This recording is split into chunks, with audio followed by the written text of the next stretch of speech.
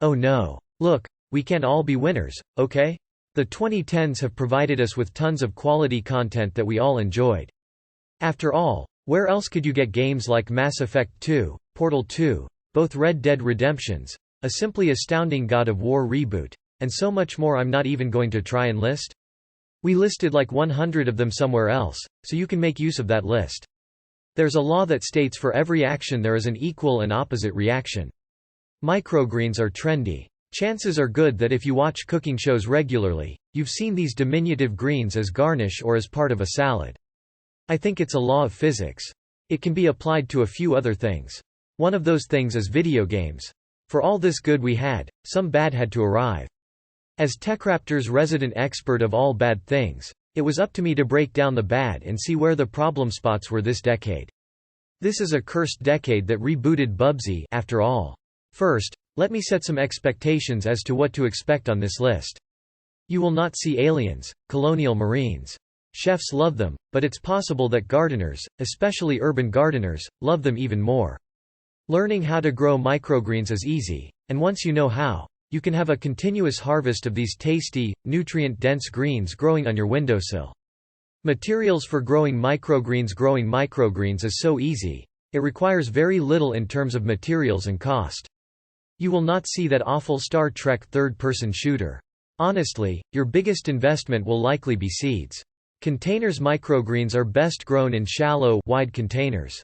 You only need an inch or two of soil, since they won't be growing for very long before you harvest. This is a good place to reuse containers. Think carryout boxes, the bottoms of rotisserie chicken pans from the grocery store, and trays cut from the bottoms of plastic milk jugs. If it can hold an inch or two of soil, and you can poke holes into it for drainage, it'll work perfectly. Potting soil. A good, well-draining, preferably organic potting soil is the medium of choice for growing microgreens. Seeds. Choose any variety of microgreen seeds you like. There are no Sonic games. Author Peter Burke recommends amounts of seed based on the size of your container in his book Year-Round Salad Gardening. If you're growing in a 4-inch round container, for example, he recommends using 2 teaspoons of seeds, spread evenly over the surface of the soil. For a 6-inch diameter container, use 2 tablespoons, and for a larger 10-inch diameter container, he recommends 4 tablespoons of seeds. You can use these approximate measurements for whichever containers you end up using. Watering tools. You'll need a small watering can or a spray bottle that will allow you to gently water your trays. You don't want something that will deliver a lot of water at once and end up washing your seeds out of place. Where to grow microgreens. Grow them in a bright windowsill. There's nothing published by EA or Ubisoft or Bethesda here. There is a game published by Square Enix, but honestly, that's their own fault. Most of the games that seem to populate these lists are, at worst, kind of mediocre. I wanted the real bad stuff. So I dug for this. This is the top of the trash heap. You get quality. From me. With love. Bubsy. Paws on fire, Bubsy. The Woolies strike back. Who better to represent all the awful games this year? Bubsy had not one but 2 different games come out in the 2010s.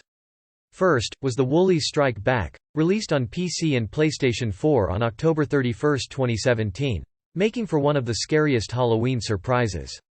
Microgreens need about 4 hours of sunlight per day. Bubsy's return wasn't expected, and after playing the game it certainly wasn't welcomed either.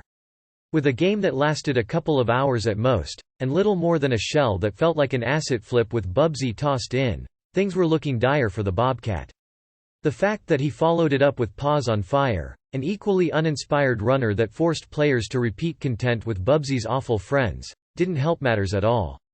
If you don't have a window that offers that amount of light, use a small LED grow light.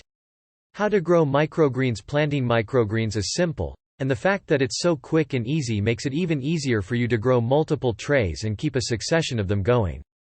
Make sure your chosen container has drainage holes. Poke or cut a few into the bottom of it if it doesn't already have them.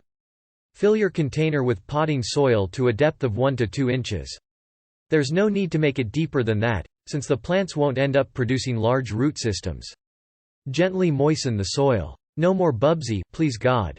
Afro Samurai 2. Revenge of Kuma, Episode 1. Most episodic games get finished.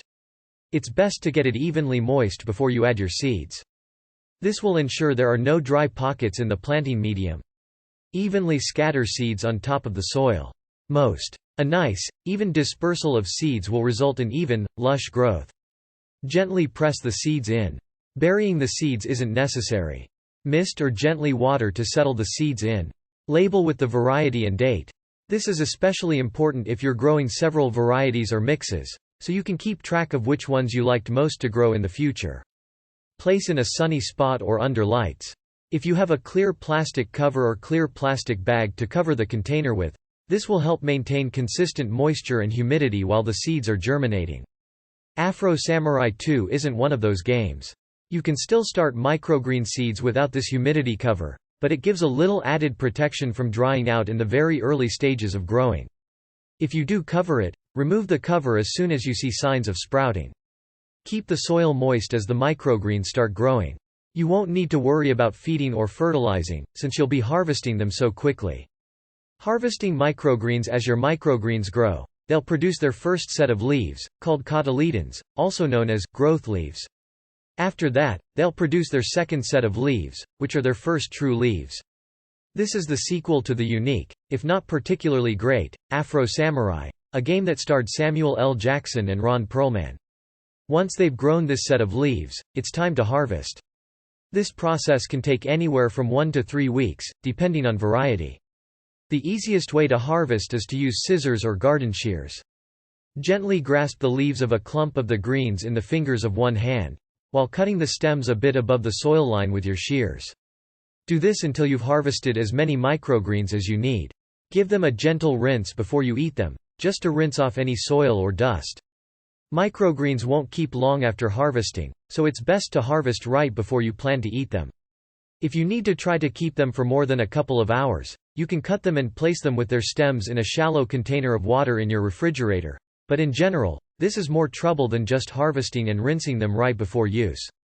What are microgreens? There are basically a few stages of growth at which you can eat plants, as sprouts, which are ready when the seeds sprout their first leaves, the cotyledons, as microgreens, which are harvested and eaten when the first true leaves appear as baby greens, which are harvested when the true leaves are a couple of inches tall, and are quite tender and delicate as full-sized greens, which is the size you usually see in grocery stores. Choosing microgreen seeds. Not every edible plant is appropriate to grow as a microgreen. In general, the seeds for greens, brassicas, herbs, and certain root vegetables work well as microgreens. You wouldn't, for example, want to try to eat tomato microgreens, since the leaves of plants in the nightshade family aren't edible. You can find seeds for microgreen and microgreen mixes in most garden centers and seed catalogs. It had lovely art and an amazing hip-hop soundtrack, which made it appealing. It's important to buy seeds specifically labeled for growing as microgreens. Many retailers coat their regular seeds in fungicides and pesticides, which makes them inappropriate for microgreen production. Since you're eating the plants at such an early stage of growth, these compounds are more concentrated than they would be in full-grown plants. It's also important to keep in mind that you'll be sowing microgreen seeds much more thickly than you otherwise would, so you need a lot more seed. A sequel seemed normal. Many seed catalogs offer microgreen seeds by the ounce, and that's often a more cost-effective way to buy them. Best varieties to grow as microgreens. While there are definitely some plants you don't want to grow as microgreens, there are plenty that make delicious additions to salads, sandwiches, soups, or wraps. You can find a wide variety of flavor profiles, and it's a good idea to both grow trays of a single variety and experiment with mixes suited to your tastes and how you plan to use your microgreens. Sweet or nutty flavored microgreens. If you want a sweet bite in your salads, consider these delicious microgreens: adzuki, alfalfa, chickpea, fava, fennel, kohlrabi, leek, lettuce, match, mung, pak choi, pea, sesame, sunflower, tarragon. Mild, earthy flavored microgreens. If you prefer something with earthy flavors, then these microgreens are a good bet. Barley, basil, beets, cauliflower, chard, collard greens, dill, lentils, orach, parsley, sage, spinach, thyme, turnip. Strong, intensely flavored microgreens. Looking for something with a bit more flavor? Try these: chive, cilantro, endive, fenugreek, lemon balm, lovage, marjoram, mint, mustard, oregano, purslane, radish, shiso, sorrel, wheatgrass. Will microgreens regrow after harvest? Once you've harvested your microgreens, it's time to replant. They will not regrow after you harvest them. It's a shame, then, that Afro Samurai 2 had none of the charm or creative ideas. You can use the same soil, Just lightly rake it up and maybe add a bit of organic fertilizer to give the existing soil a boost, then start the planting process all over again. If you start a tray of microgreens every few days to every week, you'll get to a point where you'll always have microgreens ready to add to a salad or sandwich. Hell, it even looked worse somehow.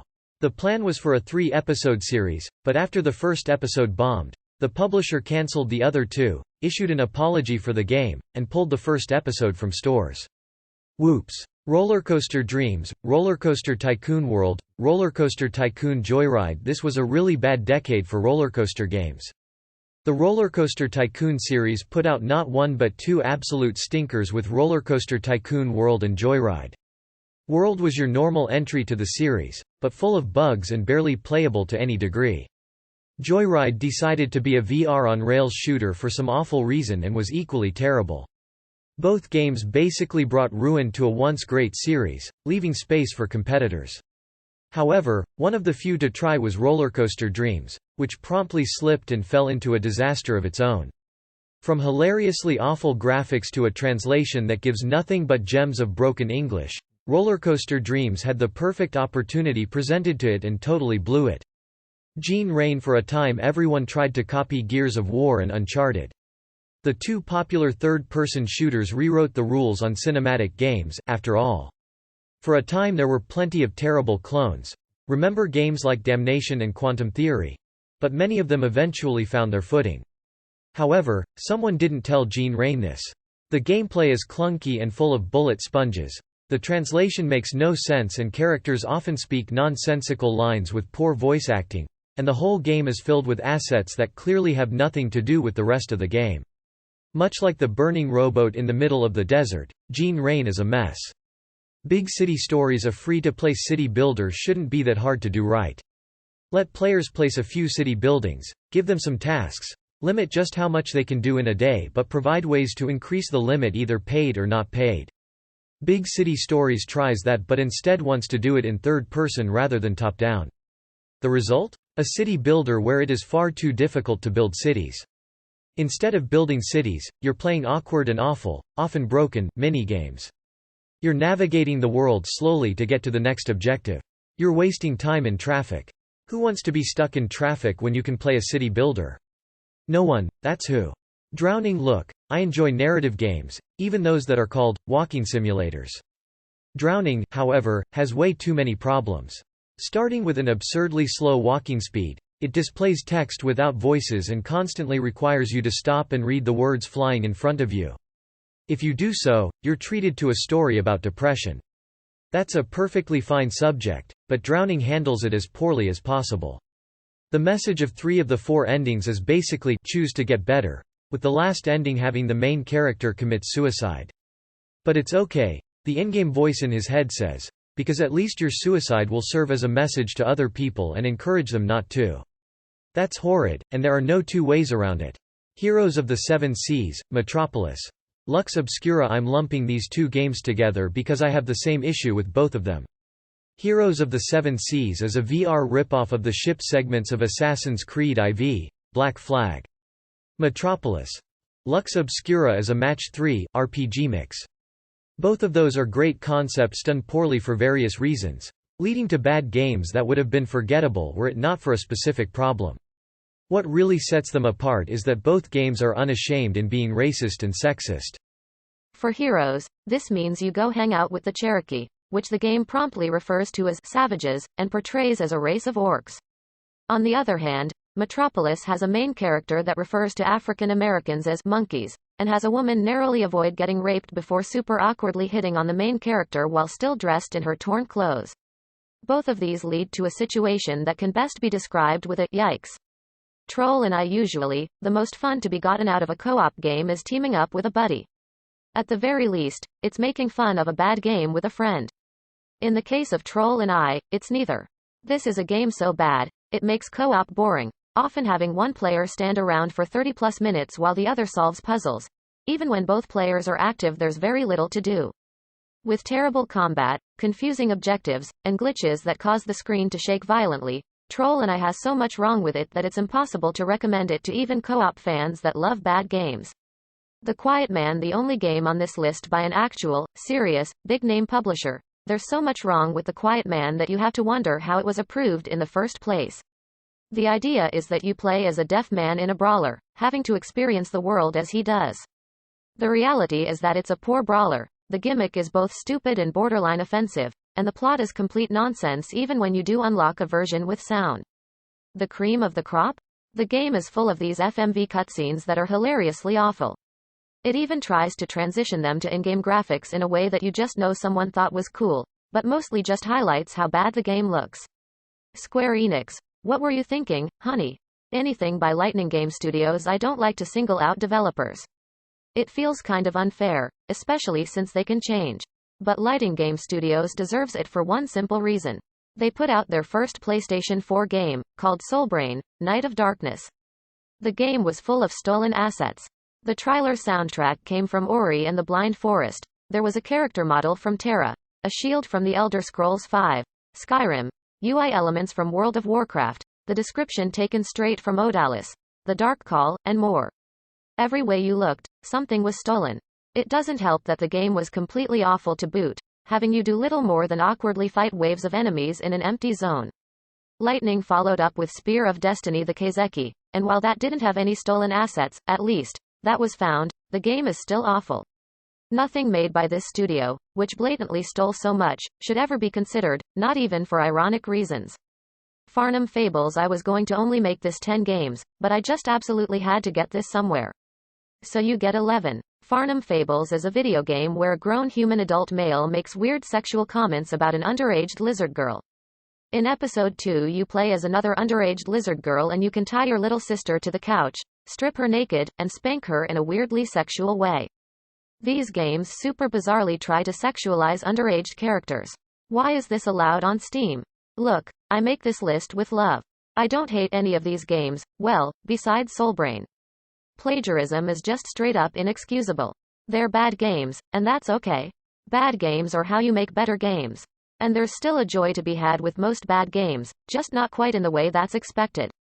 I highly suggest playing a few of these, if only to really see how it really can be. Any games you think should be on the list? Not shocked to see these? Let us know in our comments below.